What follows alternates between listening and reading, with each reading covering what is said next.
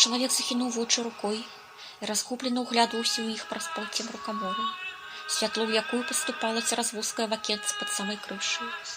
Але ж зараз дзверы адчыніліся, і на парозе перад імі стаяла панна. Уваход за ёй закрывала вялікая пагрозная фігура. Чалавек рухануўся, але ж не наперад, назад. Глуха звякнуў ланцуг, які схаваўся ў грудзі саломы. «Што дзёргаешся, як сабака на чапі?» Пачуўся гучны ўладны голас, ад якога па спіне небаракі пабег халодны пот. «Сядзі ціха!» Владарнік голаса, шырока шагнуўшы, прайшоў камору і суцэльна закрыў святло. Вялікі, чорныя валасы і барада, бровы ссунуты, вочы глядзяць пагрозна, твар цёмны, быццам бы на старой іконе. Так і не разбачыш, але ж агульнае, што ён выклікае, жах. Шырокія плечы амаль закрылі святло і схавалі за сабой панну, зграбную, у белым строі з тонкага сукна, у чорным аксамітным гарсэце.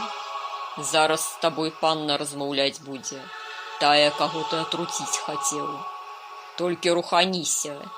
Калі пачую, што чэп зазвінеў, то табе ўсё. Зразумеў?»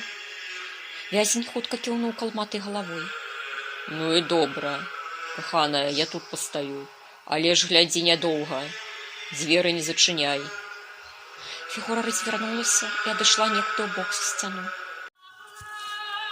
Панна прайшла ў камору, толькі спадніца прашапацела па саломе і стала перад ім. «Не баішся мяне?» – ціха вымовіла яна, крыху нахіліўшы галаву. «Баюся, шаноўная панна, прабачце мяне, дурня». Чалавек бухнуўся ў ногі, але ж на адлегласці, бо ланцуг быў кароткі, не пускаў. Яна вывучала яго твар, малады, худы. Даўгаватыя русыя валасы зблытаныя, зліпліся ад крыві. Напэўна, білі, падумалася ёй, і чамусьці ёй стала яго шкада. «Ты навошта гэта зрабіў?» – запытала яна. «Навошта атруціць мяне жадаў?» «Не атруціць, расчараваць!» Раптам горача вымовіў ён і ўзняў на яе вялікія блакітныя вочы. Парослы светлай барадой твар належаў маладому хлопцу, можа, яе ўзросту. Але ж у селяніна вызначыць узрост складана.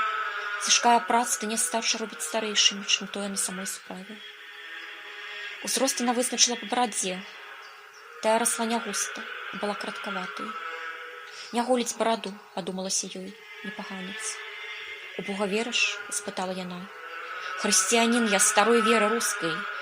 Мужык ізноў кінуўся ёй у ногі і зноў не трапіў, зваліўся на салому. Яна кіўнула. «Як хрысціянін можа з бабкамі знацца? Зеллі падліваць? Растлумач, не разумею». Мужык нічога не адказаў, схапіўся за разбітую галаву і застагнаў, прачытаючы. «Расчараваць хацеў? Чаму? Што пра мяне на вёсцы кажуць?